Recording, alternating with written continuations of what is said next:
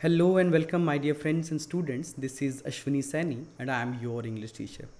आप सभी का एक बार फिर से स्वागत है वोकैबलरी के एक और दमदार सेशन में। उम्मीद करता हूँ पीछे के जितने भी सेशन हैं आपने सभी अटेंड किए हैं, देखे हैं और उनसे लाभ उठाया है। जी हाँ, अगर आप इनसे फ़ायदा नहीं उठा रहे या आपके काम नहीं आ रहे, फिर कोई भी लाभ नहीं है मेरी मेहनत का और आपके इन सेशन में रेगुलर आने का। सो बी कंसिस्टेंट और नोट ज़रूर करें, वोकैबलरी को अलग से एक कॉपी मेंटेन करें और एग्जाम्पल ज़रूर लिखा करें। हर हफ्ते जितनी भी वोकैब इकट्ठी हो जाती है उसको डिस्कस करें अपने फ्रेंड्स के साथ, उनको रिकॉल करें उन्हीं सेम एग्जाम्पल के साथ जो आपने लिखे हुए हैं। तो उससे क्या होगा, वोकैबलरी ज़्यादा रिटेन कर पाओगे आप अपने माइंड में। ठीक है, तो सभी को एक बार फिर से वेरी वेरी गुड आफ्टरनून। सभी जल्दी आ जाएं। We are going to begin the session. और एक सेशन में मेरा जो मिनिमम वोकैब का टारगेट रहता है वो है 20 वर्ड्स का मिनिमम। जी हाँ, 20 शब्द तो हमने नए सीखने हैं। इसके अलावा कई बार चर्चा करते करते 20 से ज़्यादा शब्द, 30, 40, 50 शब्द भी हो जाते हैं, तो वो आपके लिए बोनस है। ठीक है, तो जल्दी से आ जाएं। और सेशन शुरू करने से पहले जो नए हैं और जो पुराने हैं, जिन्होंने अभी तक हमारा जो चैनल है उसको सब्सक्राइब नहीं किया है, सब्सक्राइब कर दीजिए, ज़्यादा वक्त नहीं लगता उसमें। और आज का जो सेशन है, आज का जो वीडियो है उसे लाइक भी ज़रूर कर दीजिए। तो चलिए शुरू करते हैं हमारा आज का सेशन।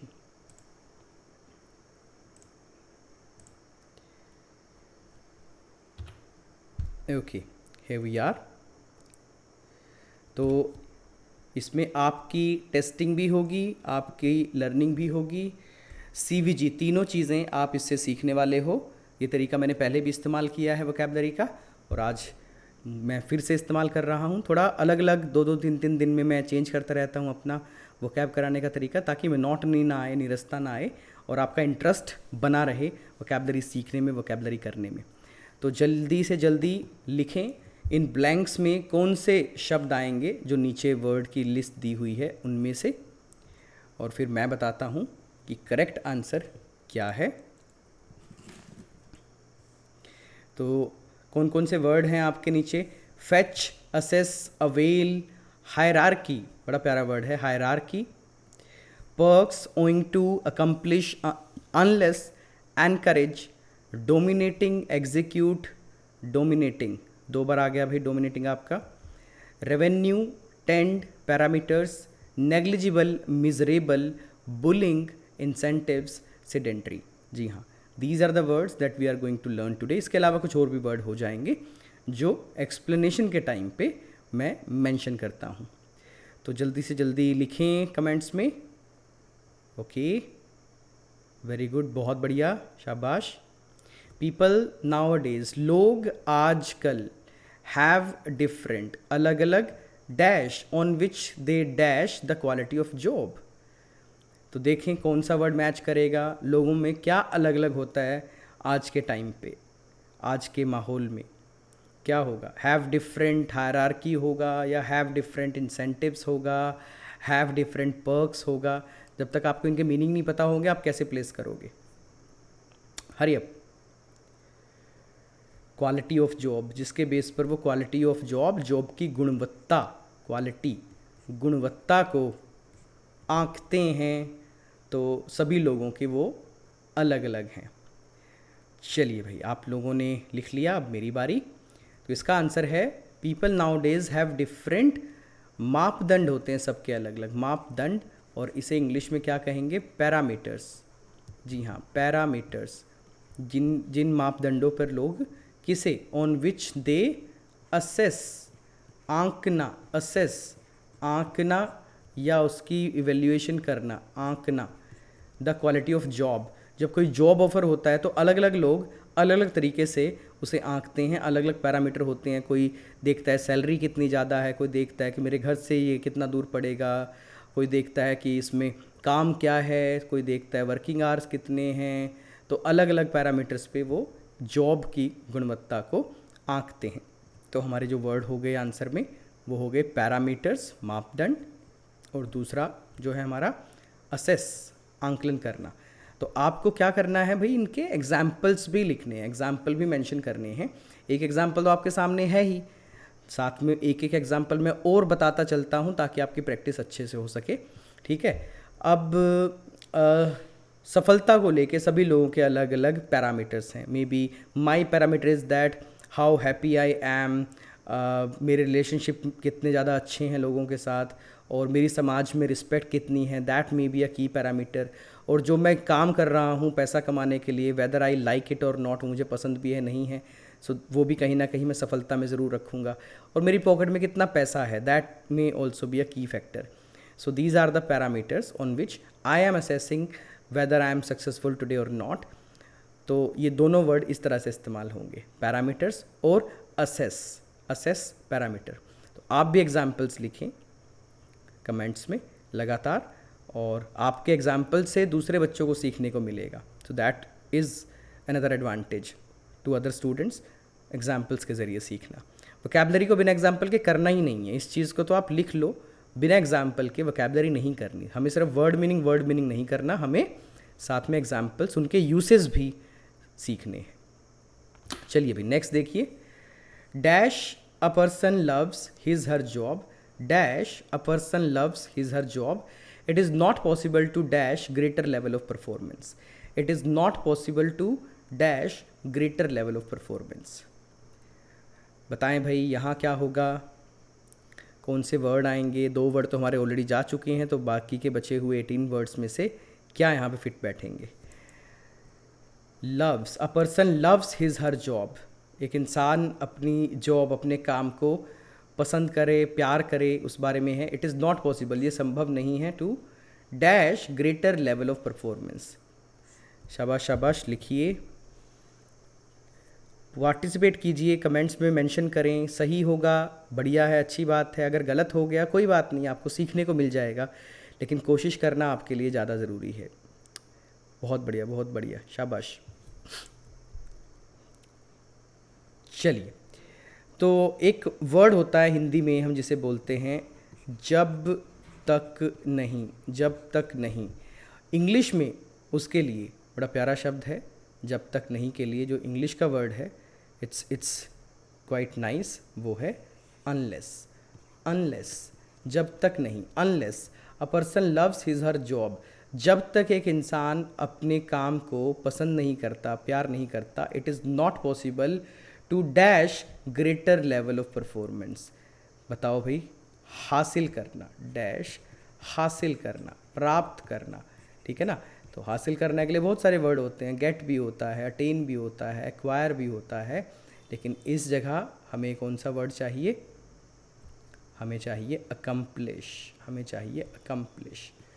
अकम्प्लिश, हासिल करना, accomplish greater level of performance. तो जब तक एक इंसान को अपना काम पसंद नहीं होगा, फॉर एग्जांपल जैसे मेरा काम टीचिंग है, तब तक मैं उस टीचिंग के परफॉर्मेंस में बड़ा लेवल अचीव नहीं कर सकता, उसको अच्छे तरीके से नहीं कर सकता, उसको कामयाब तरीके से नहीं कर सकता।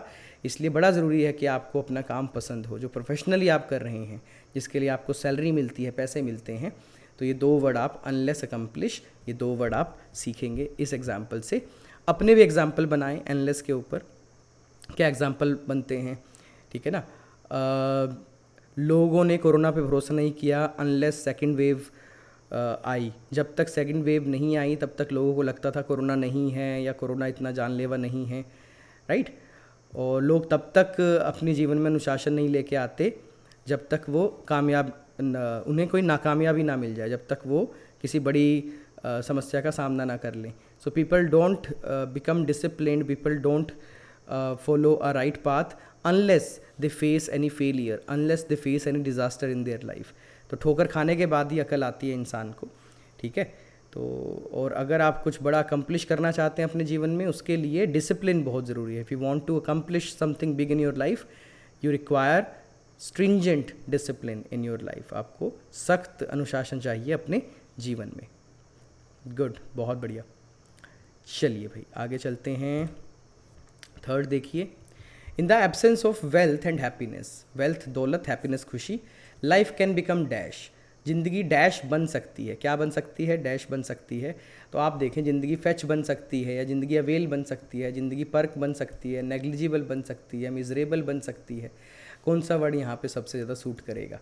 किसकी एब्सेंस में, किसकी गैर मौजूदगी में? एब्सेंस होता है गैर मौजूदगी, गैर मौजूदगी। तो 2 चीज़ें, वेल्थ यानी कि दौलत, संपत्ति, हैप्पीनेस खुशी। तो अगर पैसा नहीं है या खुशी नहीं है या दोनों नहीं है तो लाइफ कैन बिकम डैश, आपकी ज़िंदगी बन सकती है। जी हाँ, ज़्यादातर बच्चे सही लिख रहे हैं, may be they understand the words. तो ज़िंदगी बन सकती है आपकी दुख भरी, दुख से भरी ज़िंदगी बन सकती है, या और क्या वर्ड हो सकता है यहाँ पे, दर्दनीय या दर्दनाक, दर्दनाक हो सकती है, या दयनीय, ये शायद बेटर वर्ड हो गया, दयनीय हो सकती है। तो इसके लिए वर्ड होता है मिजरेबल, मिजरेबल। ठीक है ना, आपकी ज़िंदगी मिजरेबल हो सकती है, फुल ऑफ मिजरीज। मिजरी होते हैं दुख, कष्ट, तो कष्टों से भरा जीवन क्या होगा, मिजरेबल लाइफ। तो कष्ट आ जाएंगे अगर जो दौलत नहीं होगी या आपकी ज़िंदगी में खुशी नहीं होगी, your life will be full of miseries. Okay, चलिए एग्जाम्पल बनाएं।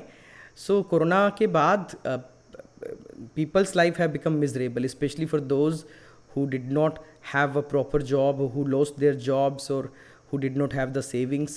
So they lived a miserable life, and they were compelled to live a miserable life. उन पे कोई ऑप्शन नहीं बचा, so they don't have any option except living a miserable life. So ये miserable life ना जिए, इसके लिए सरकार को कुछ ना कुछ करना पड़ेगा।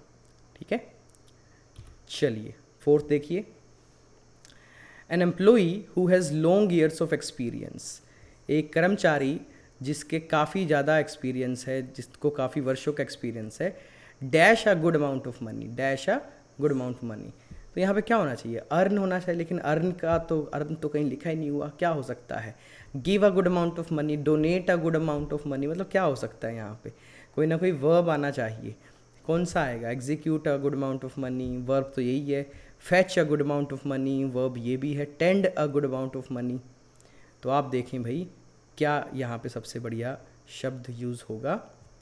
हरी up write in the comments. बहुत बढ़िया।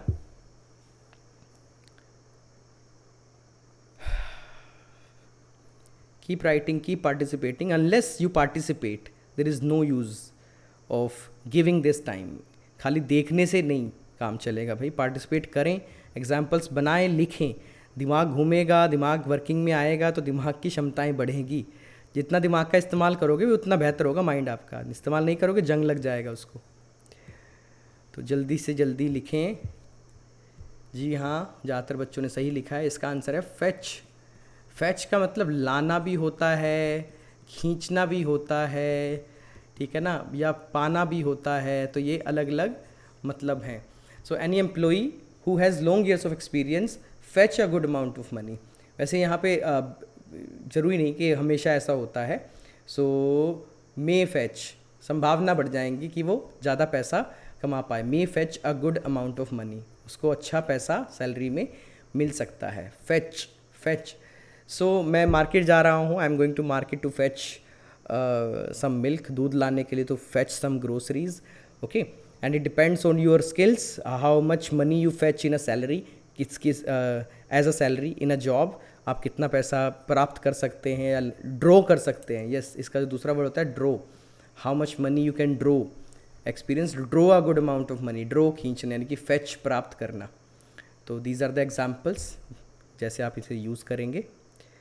चलिए नेक्स्ट देखते हैं, fifth, salary difference among the staff also dash entry level employees. कौन होते भाई एंट्री लेवल एम्प्लॉयज़, जो इनकी अभी अभी शुरुआत हुई है, जो भी फ्रेशर हैं, जिन्होंने इंडस्ट्री में अभी कदम रखा है, किन्हीं जॉब्स में कदम रखा है, फ्रेश हैं वो, टू परफॉर्म बेटर, कि वो अच्छा परफॉर्म करें, टू रीच हायर लेवल, अच्छे लेवल पे जाने के लिए। सैलरी डिफरेंस, सैलरी में जो अंतर हैं भाई, पुराने लोगों की सैलरी ज़्यादा होती है, पुराने हो जाते हैं वो, ठीक है ना, नए जो स्टाफ मेंबर आते हैं उनकी सैलरी कंपेरेटिवली कम होती है। तो जो पुराने लोगों का और नए लोगों का जो सैलरी डिफरेंस है स्टाफ का, also dash entry level employees, वो एंट्री लेवल एम्प्लॉयज़ को क्या करता है, कुछ करता है कि वो ज़्यादा अच्छा परफॉर्म करें हायर लेवल पे जाने के लिए। किस में, वो हायर लेवल किस में होगा, जी हाँ, आपको उसके लिए शब्द ढूंढने हैं। और यहाँ पे एक ऐसा टेक्निकल वर्ड आता है जो नॉर्मली इस्तेमाल नहीं होता, शायद आप लोग भी उसे पहली बार देखेंगे, आप में से कुछ लोग, कुछ को शायद पता भी हो, क्योंकि बहुत सारे बच्चे हैं जो इस वक्त इस सेशन को अटेंड कर रहे हैं, तो सभी का लेवल अलग अलग है। तो बताओ भाई क्या आंसर होगा। तो लेवल, एक ऑर्गेनाइजेशन में लेवल किस चीज़ के होते हैं भाई? हायरार्की के लेवल होते हैं। अब आप कहोगे हायरार्की होता क्या है? हायरार्की का मतलब होता है, देखो सबसे ऊपर पीएम हैं, आगे उसके फिर एमपीज़ हैं, ठीक है ना, पार्टीज़ हैं, पार्टीज़ के अपने एमपीज़ हैं, एमपीज़ के आगे फिर एमएलएज़ हैं, एमएलएज़ के आगे फिर म्यूनसिपल कमेटीज़ होती हैं, उसके मेयर्स मतलब वो होते हैं, ठीक है ना, एमसीज़ होते हैं, गांव में सरपंच होते हैं। तो हायरार्की है, ऊपर से नीचे की तरफ मतलब ब्रांच आउट होती हैं, अलग अलग अधिकारी होते हैं, वो अपने अपने एरिया को देखते हैं, ठीक है, उसे बोलते हैं हायरार्की। तो कंपनी में भी वही, कोई मैनेजर है, कोई असिस्टेंट मैनेजर है, उसके नीचे फिर हेड ऑफ डिपार्टमेंट्स हैं, उनके नीचे फिर अलग अलग, कोई मार्केटिंग का है, कोई किसी चीज़ का है, तो उसे बोलते हैं लेवल्स, हायरार्की। लेकिन ऑल्सो डैश क्या करेगा भाई? एग्जीक्यूट करेगा, फैच करेगा, सेस करेगा, अकम्प्लिश करेगा, ठीक है ना, डोमिनेट करेंगे, एनकरेज करेगा, क्या बढ़ाएगा? पैरामीटर करेगा, इंसेंटिव करेगा। तो यहाँ पे करेक्ट आंसर है जी हाँ, एनकरेज। एनकरेज प्रोत्साहित करना, तो प्रोत्साहन मिलेगा भाई, प्रोत्साहित करना।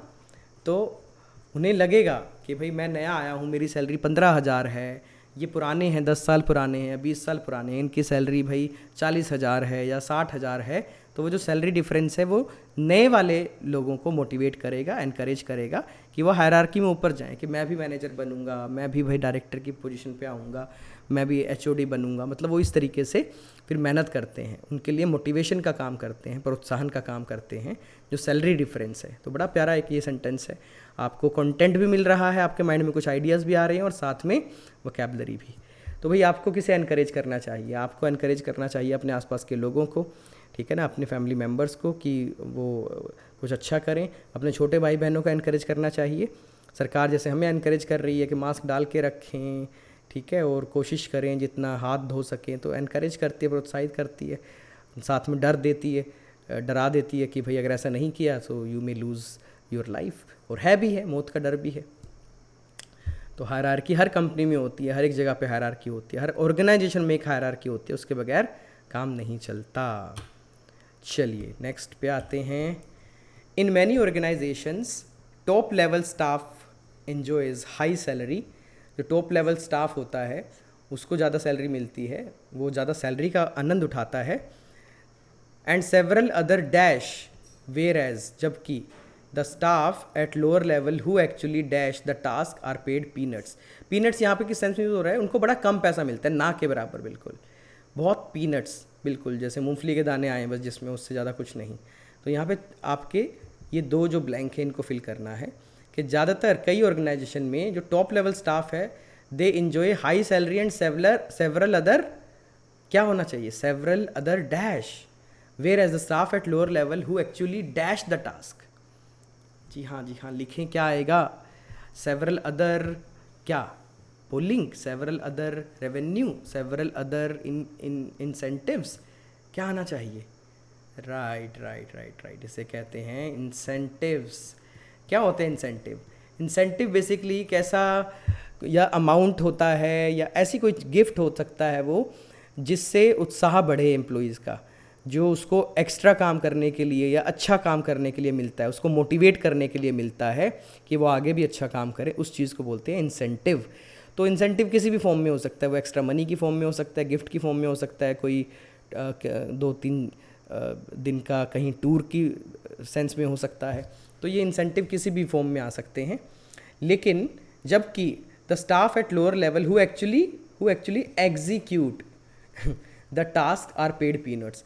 तो जो बड़े होते हैं, पुराने एम्प्लॉय होते हैं भाई, वो आगे छोटे एम्प्लॉय, जो नए एम्प्लॉय होते हैं, उनसे काम करवाते हैं, सारा क्रेडिट खुद ले जाते हैं, इंसेंटिव्स खुद ले जाते हैं, और उन काम का अंजाम देना, एग्जीक्यूट होता है अंजाम देना। उनको अंजाम कौन करते हैं भाई? अंजाम देते हैं जो नए, जो लोअर लेवल पे एम्प्लॉयज़ होते हैं। अब मान लो कोई भी काम होता है, सफाई स्वच्छता अभियान, सारा श्रेय जाता है मोदी जी को। अब मोदी जी खुद थोड़ी सफाइयाँ करते हैं जाके, बिल्कुल लास्ट रूट लेवल पे तो एक कर्मचारी शायद उसको ठेके पे रखा हुआ है, वो 2-3-4 हज़ार रुपये ले रहा है महीने का, गटर के अंदर घुस घुस के वो लोग साफ़ करते हैं गटर को, मर भी जाते हैं वहाँ पे कई बार गैसेस की वजह से। तो उसको कभी क्रेडिट नहीं जाता, क्रेडिट चला जाता है ऊपर के लेवल के बंदों को, ठीक है ना, सारा का सारा फिर श्रेय उनको मिलता है उस चीज़ का। तो इंसेंटिव अच्छी चीज़ है, इंसेंटिव होने चाहिए, ऑर्गेनाइजेशन में होने चाहिए। और होते भी हैं आमतौर पे। इंसेंटिव्स टीचिंग में भी होने चाहिए, बच्चे को एक्स्ट्रा छुट्टी मिलनी चाहिए अगर कोई बच्चा स्कूल में अच्छा परफॉर्म करे, ठीक है ना, या उसको एक्स्ट्रा मार्क्स मिलने चाहिए उसके बिहेवियर की वजह से, ठीक है। तो एग्जीक्यूट अंजाम देना, तो आप भी देखो आपको क्या एग्जीक्यूट करना है। फ़िलहाल भाई मैं ये क्लासेस एग्जीक्यूट कर रहा हूँ, है ना, पूरा सारा दिन में कई कई बार आपके लिए अच्छा कंटेंट लेके आते हैं। और जितने ही बच्चे इस वक्त ऑनलाइन हैं, अगर आपको लगता है ये कंटेंट अच्छा है, काम का है, तो लाइक कर दीजिए भाई, इंतज़ार किस चीज़ का कर रहे हैं, लाइक कर दीजिए, सब्सक्राइब कर दीजिए चैनल को। मैं 5 तक काउंट कर रहा हूँ, 1 2 3 4 5। जी हाँ, ऐसे याद नहीं रहता, बिजी हो जाते हैं, तो सब्सक्राइब करना ज़रूरी है आपके लिए, लाइक करना ज़रूरी है, क्योंकि यही आपकी अटेंडेंस है, यही आपकी फ़ीस है। इससे ज़्यादा आपसे एक्सपेक्टेशन नहीं है। बाकी आप पढ़ें, सीखें और अपनी ज़िंदगी में आगे बढ़ें। चलिए भाई 7th पे आते हैं। फॉरेन कंपनीज़ यानी कि विदेशी companies not only help to generate dash, ना केवल वो जनरेट यानी कि उत्पादन करना है, पैदा करना, ठीक है ना, पैदा करना डैश, बट ऑल्सो, बल्कि नॉट ओनली बट ऑल्सो की ग्रामर है यहाँ पे, not only but also dash huge employment opportunity यानी कि रोजगार के अवसर, रोजगार के मौके, with attractive dash, attractive dash. तो यहाँ पे 3 वर्ड हैं, 3 ब्लैंक्स हैं, आपको भरने हैं, तो जल्दी जल्दी कीजिए, बताएं मुझे what are the correct words in these 3 locations. Hurry up hurry up hurry up, do it fast.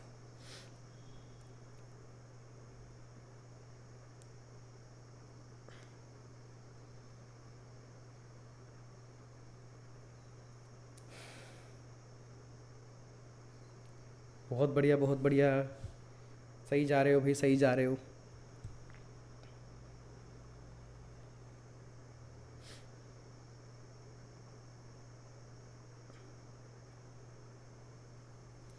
चलिए, तो भाई जनरेट वर्ड जब आ गया, जनरेट के बाद जो सबसे बढ़िया वर्ड सूट करेगा, जनरेट अकम्प्लिश नहीं हो सकता, जनरेट बुलिंग नहीं हो सकता, जनरेट इंसेंटिव्स आपको लग सकता है, हो सकता है, पर वो ऑलरेडी हमारा वर्ड जा चुका है और होगा भी नहीं। जनरेट पैरामीटर्स, तो यहाँ पे जो सबसे बढ़िया वर्ड है वो है जनरेट आपका रेवेन्यूज़, रेवेन्यूज़, मुनाफा, मुनाफा, ठीक है ना, मुनाफा।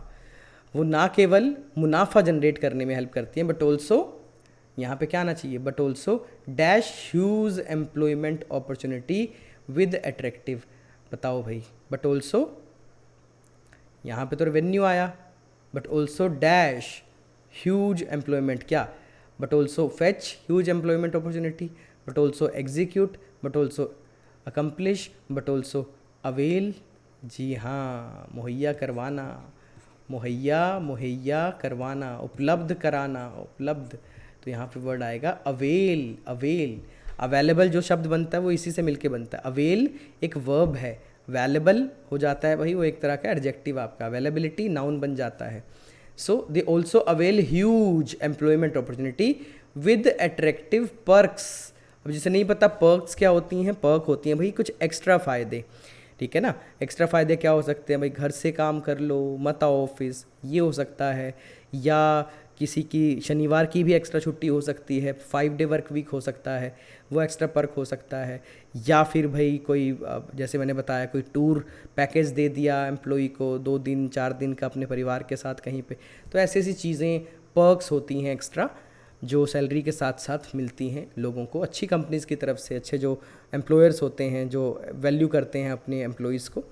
तो ये आपके हो गए रेवेन्यूज़, अवेल और पर्क्स। तो भाई अगर आप भी अट्रैक्टिव पर्क्स ऐसे चाहते हैं तो आपको भी बड़ी कंपनीज़ में अपनी जगह बनानी पड़ेगी, और उसके लिए आपको अच्छा पढ़ना पड़ेगा, फ़िलहाल आइल्स करना पड़ेगा, अच्छा बैंड लेना पड़ेगा, तब जाके आप अच्छी जगह पढ़ोगे और अच्छी जगह पे फिर काम मिल पाएगा आपको, अच्छा काम करोगे। So you will receive good revenues what ever you do. Business करते हो तो वहाँ भी रेवेन्यू कमाओगे, और ये सब कुछ तभी अवेल हो पाएगा जब आप मेहनत करोगे। बहुत बढ़िया, शाबाश। चलिए भाई 8 नंबर देखें। The dash reason behind dash weight gain are unhealthy diet and dash lifestyle of children. तो यहाँ पे भाई मुझे लगता है जो डोमिनेटिंग 2 बार लिखा हुआ है वो इसीलिए गलत तरीके से लिखा गया है। यहाँ पे एक इसमें आना चाहिए था, जो कि इसका आंसर भी होगा, डिस, मैं यहाँ लिख देता हूँ, डिसप्रोपोर्शनेट। डिसप्रोपोर्शनेट इसका मतलब होता है बेहिसाब। बेहिसाब यानी कि बिना मतलब गैर अनुपात, कितना वजन होना चाहिए, कितनी हाइट होना चाहिए, उसका हिसाब ना रहना, उसे बोलते हैं। तो यहाँ पे वर्ड आएगा disproportionate weight gain and the dominating reason, the dominating reasons behind disproportionate weight gain are unhealthy diet and dash lifestyle of children। बताओ भाई, ऐसा लाइफस्टाइल होता है जिसमें ज़्यादा खेल कूद ना हो, जिसमें ज़्यादा हिल डुल ना हो, और बच्चा बस बैठा रहे और खाता रहे और टीवी के आगे बस ये काम करे। तो उस वजह से मतलब ये जो बेहिसाब बेढंगा वेट गेन हो रहा है, उसके पीछे का जो डोमिनेटिंग, जो प्रभावशाली या जो हावी होने वाला जो कारण है, वो है बच्चों का, जी हाँ, सीडेंट्री लाइफस्टाइल। सीडेंट्री लाइफस्टाइल, ये यहाँ पे लिखा हुआ है वर्ड सीडेंट्री लाइफस्टाइल, ठीक है ना, TARY, SEDENTARY, सीडेंट्री लाइफस्टाइल, यानी कि बिना हिलने डुलने वाली जीवन शैली, जिसमें ज़्यादा कुछ फिजिकल एक्टिविटीज़ ना हो। तो आप इसे कैसे याद करेंगे? डोमिनेटिंग रीज़न क्या है पोल्यूशन का? डोमिनेटिंग रीज़न है आपका ग्लोबल वार्मिंग, ग्लोबल वार्मिंग का डोमिनेटिंग रीज़न है पोल्यूशन। पोल्यूशन का डोमिनेटिंग रीज़न है वेहिकुलर एमिशन। वेहिकुलर एमिशन का डोमिनेटिंग रीज़न है कि जनसंख्या इतनी ज़्यादा है तो इतनी सारी व्हीकल्स, गाड़ियाँ चल रही हैं सड़कों के ऊपर, तो जिसकी वजह से disproportionate amount of pollution produce हो रहा है। बेहिसाब कितना हो रहा है पता ही नहीं है। और मैं आपको सलाह दूंगा कि आप सीडेंटरी लाइफस्टाइल ना जिएं, वरना मोटे हो जाएंगे और रोग लग जाएंगे आपके शरीर में और फिर काफ़ी काम ख़राब हो जाएगा। So you should live a lifestyle full of activity, don't live a sedentary lifestyle. Sentence ज़रूर बनाएं भाई, कुछ बच्चे बना रहे हैं सेंटेंस, कुछ बिल्कुल भी प्रैक्टिस नहीं कर रहे हैं सेंटेंसेस की। जैसे मैं एक्सप्लेन कर रहा हूँ, मैं सेंटेंसेस हिंदी इंग्लिश में बोलता हूँ, आप भी उसी तरह से कुछ सेंटेंसेस हिंदी इंग्लिश में लिखें, अगर अभी आपकी ग्रामेटिकल सेंटेंस फॉर्मेशन अच्छी नहीं है, ठीक है।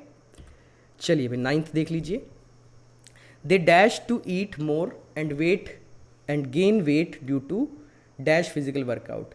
बताओ भाई, दे डैश टू ईट मोर और एंड गेन वेट, और वजन बढ़ा लेते हैं अपना, due to almost dash physical workout. Almost dash physical workout ज़्यादा मुश्किल नहीं है ये, शायद आप लोग इसे आसानी से कर लोगे, बट फिर भी एक सेंटेंस फॉर्मेशन मैं चाहता हूँ आपको आए, आपको पता लगे किस तरह से हम अपने आइडियाज़ को इंग्लिश में कन्वर्ट करते हैं, ठीक है।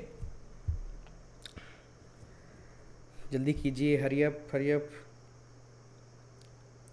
Right in the comments.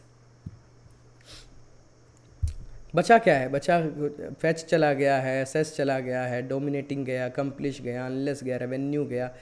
बचा क्या है? बुलिंग बचा हुआ है, टेंड बचा हुआ है, ठीक है ना, और आपका बचा क्या है भाई? नेग्लिजिबल बचा हुआ है, ओइंग टू बचा हुआ है, तो बचा ही कुछ खास नहीं हुआ। तो यस, इसमें जो आंसर है टेंड टू, टू तो चलो लगा ही हुआ है आगे। They tend to eat, tendency होती है, प्रवृत्ति होती है लोगों की ना, बच्चों की, more and gain weight due to almost negligible, ना के बराबर, जी हाँ नेग्लिजिबल, ना के बराबर, this is the correct answer. ना के बराबर फिजिकल वर्कआउट मतलब टीवी के आगे बैठना, खाना खाना और मतलब बस दैट्स इट, इसे ही कहते हैं सीडेंटरी लाइफस्टाइल, जिसकी वजह से ये मोटापा आ जाता है और बहुत सारी इस तरह की बीमारियां आ जाती हैं। तो टेंडेंसी होती है ऐसी बच्चों में, जैसे आजकल के बच्चों में मतलब दलिया खिचड़ी ऐसी ऐसी चीज़ें खाने की टेंडेंसी नहीं है। They have more inclination towards pizzas, burger, जितना भी फास्ट फूड होता है। So they tend to eat more of fast food and they are doing negligible amount of physical workout, they are eating negligible amount of good food या wholesome food, जो अच्छे खाने होते हैं वो तो नेग्लिजिबल अमाउंट में खाते हैं बच्चे। तो ये एग्जांपल भी मैंने दे दिए, आप भी कुछ एग्जांपल बनाएं, लिखें कमेंट्स में। प्रैक्टिस एग्जांपल से ही होती है भाई, जब तक एग्जांपल में नहीं डालोगे वर्ड को तब तक मतलब वो आपका स्किल नहीं बनेगा, वो आपको याद नहीं रहेगा। चलिए लास्ट देख लेते हैं। ओबीस चिल्ड्रन यानी कि मोटे लोग, फॉल प्रे टू, ये पहले वर्ड हमने किया है शिकार होना, मोटे लोग शिकार हो जाते हैं। किसका शिकार हो जाते हैं भैया? आप देखो वर्ड ही 2 बचे हैं, ठीक है ना, ज़्यादा कुछ बचा नहीं हुआ। In school dash there abnormal physical state, क्योंकि भाई उनकी जो फिजिकल स्टेट होती है अब नॉर्मल होती है। अब ऐसा नहीं होता कि 10 में से 8 बच्चे मोटे होते हैं। अगर 10 में से 8 मोटे होते हैं तो जो 2 पतले हैं उनकी स्टेट को फिर एबनॉर्मल कहा जाता। लेकिन आमतौर पे ज़्यादातर लोग पतले होते हैं, उनमें से कुछ ही लोग, 1 2 या 3 लोग ही थोड़े ओवरवेट होते हैं। तो उनको उनका क्या शिकार बनते हैं, मतलब किस चीज़ का शिकार बनते हैं, वो बनते हैं आपका बुलिंग का शिकार। जी हाँ, आप लिख रहे थे, कुछ बच्चे सही लिख रहे थे, इन स्कूल्स ओइंग टू की वजह से। ओइंग टू बुलिंग होती है भाई एक तरह से छेड़खानी, अलग अलग नाम से बुलाना। कोई मोटा है तो ओए मोटे, कोई लंबा है तो लंबू नाम रख दिया, कोई काला है तो उसका कालू नाम रख दिया। तो इस चीज़ को बोलते हैं बुलिंग, सताना, इस तरह से पॉइंट आउट करके, मतलब एक बच्चे को इन्फीरियर फील कराना, दैट इज़ कॉल्ड बुलिंग। और छोटे बच्चों को इतना ज्ञान नहीं होता, वो फील कर भी लेता है। ओइंग टू की वजह से, ओइंग टू की वजह से। तो बुलिंग क्यों होती है? उनके एबनॉर्मल फिजिकल स्टेट की वजह से, जो कि वो बाकियों से थोड़ा अलग दिख रहे होते हैं। तो हमारे ये बन जाएंगे आंसर। तो आप इस्तेमाल करें, बुलिंग के बहुत केसेस देखने को मिलते हैं हर स्कूल कॉलेजेस में। और जो एक रैगिंग एक वर्ड होता है, वो भी एक तरह की बुलिंग होती है। मतलब जो पुराने स्टूडेंट होते हैं वो अपना हक समझते हैं नए स्टूडेंट को छेड़ने या सताने का, तो वो भी एक बुलिंग होती है। उसमें भी काफ़ी नुकसान होता है कॉलेजेस को। ठीक है, ओइंग टू की वजह से। Owing to, owing to vocabulary, आपको कई बार बहुत सारी चीज़ें समझ नहीं आती, रीडिंग में कुछ नहीं समझ में आता, राइटिंग नहीं लिख पाते आप। So owing to your weak vocabulary you are not able to score high in your IELTS exam. So you need to work on your vocabulary on priority. तो उस पर आप काम करें। तो ये हो गए हमारे यहाँ के शब्द, यहाँ के शब्द। तो भाई आज क्या क्या वर्ड सीखने को मिले बताओ भाई। लिखा हुआ है ऑलरेडी, अलग से करने की ज़रूरत ही नहीं है। ठीक है, फैच लाना, खींचना, प्राप्त करना। असेस आंकलन करना, मूल्यांकन करना। अवेल मुहैया करवाना। हायरार्की जो एक स्ट्रक्चर होता है ऑर्गेनाइजेशन में, नीचे से ऊपर या ऊपर से नीचे। पर्क्स होते हैं फ़ायदे छोटे छोटे। ओइंग टू की वजह से अकम्प्लिश हासिल करना। अनलेस, जब तक नहीं, अनलेस आपको इंग्लिश नहीं आ जाती, आपकी वोकैबलरी नहीं आ जाती, आप ये लेक्चर्स लगाना ना छोड़ें। एनकरेज प्रोत्साहित करना। डोमिनेटिंग हावी प्रभावी। एग्जीक्यूट अंजाम देना, डोमिनेटिंग दोबारा आ गया। वहाँ पे डिसप्रपोर्शनेट वर्ड था, डिसप्रपोर्शनेट बेहिसाब। रेवेन्यू मुनाफा कमाना, अंबानी कमाता है भाई डिसप्रपोर्शनेट रेवेन्यूज़, अपने बिजनेसेस थे, बेहिसाब, कोई मतलब लिमिट ही नहीं है। टेंड प्रवृत्ति होना किसी चीज़ में, जैसे बच्चों में टेंडेंसी आजकल कम होती जा रही है अच्छा खाना खाने की, फास्ट फूड की तरफ बढ़ रहे हैं वो। पैरामीटर्स मापदंड, सबके अलग अलग पैरामीटर हैं सफलता के असफलता के। नेग्लिजिबल ना के बराबर, आजकल भाई नेग्लिजिबल हो गया है। क्या नेग्लिजिबल हो गया है लोगों का? फिजिकल इंस्टीट्यूट्स में पढ़ना जाके ना के बराबर रह गया, क्योंकि सरकार पढ़ने नहीं दे रही। अब क्या करें? मिजरेबल, दयनीय, अगर आज आपने मेहनत नहीं की तो आपकी हालत आगे जाके मिजरेबल हो जाएगी। बुलिंग, बुलिंग भाई एक तरह की रैगिंग या छेड़खानी, उस प्रोसेस को बुलिंग बोलते हैं। इंसेंटिव्स होता है किसी को प्रोत्साहित करने के लिए उसको दिया गया कुछ फ़ायदा, वो धन भी हो सकता है, वो उसके अलावा कोई और चीज़ भी हो सकता है। सेडेंटरी होता है बैठने बूठने वाला, बस जिसमें ज़्यादा मेहनत ना हो, इस तरीके का लाइफस्टाइल, उसे बोलते हैं सेडेंटरी लाइफस्टाइल। तो ये था हमारा आज का वोकैब। जिससे के जितने वीडियोज़ हैं डेली आइल्स क्लासेस की प्लेलिस्ट में सारे आइल्स के वीडियो हैं, डेली वोकैब डोज में सारे वोकैबलरी के वीडियो हैं, और इंग्लिश स्पीकिंग के भी पीछे के सारे वीडियो उसकी अलग से एक प्लेलिस्ट में है, तो आप वहाँ से देख सकते हैं। इंग्लिश स्पीच के वीडियोज़ हैं बहुत सारे, और आइल्स के इंटरव्यू विद फीडबैक उसके वीडियोज़ हैं। रेगुलर मिसलिनियस वीडियोज़ कुछ मैं डालता रहता हूँ। और अगर आपको हमारे कोर्सेज़ के बारे में जानकारी चाहिए तो जो एक नंबर में सबसे ज़्यादा बोलता हूँ 8570838141, जी हाँ, इस पर कॉल कर लीजिएगा। जो हमारे एडमिशन इंचार्ज हैं वो आपको रिस्पॉन्ड करेंगे। अगर साथ के साथ कॉल ना उठे तो आप व्हाट्सएप कीजिएगा, कई बार बिज़ी होते हैं कॉल्स पे, तो आपको रिप्लाई आ जाएगा कुछ टाइम के बाद, आपकी जानकारी आपको मिल जाएगी। ठीक है, तो इस पर आप कॉल करके हमारे ऑनलाइन कोर्सेज़ की जानकारी ले सकते हैं।